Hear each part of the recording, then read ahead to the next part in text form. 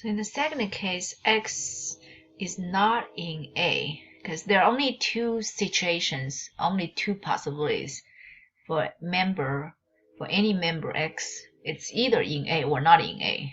So there will not be any third cases.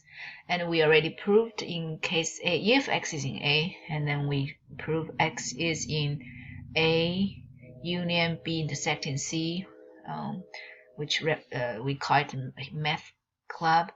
And so now we're gonna do case 2 if X is not in A. And we kind of go back to the conclusion we got here already. We have these two conclusions. They both, let's call this number 1, maybe part 1, and call this part 2. In part 1 it says X, where is A? Or where is the member X? X is either in A or X is in B. Since we are assuming in case 2 X is not in A, then X has to be in B because one of these two cases, situations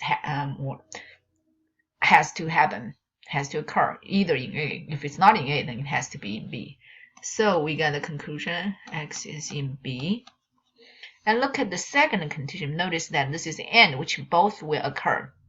And so this will also occur, and which says X is either in A or X is in C. And we know X is not in A in case 2. That means X has to be in C. So we got and X is in C. And if X is not only in B but also in C, by definition of intersection, X is in the intersection of B and C. And if X is in the intersection of B and C, then X has to be in the union of this set with any other set.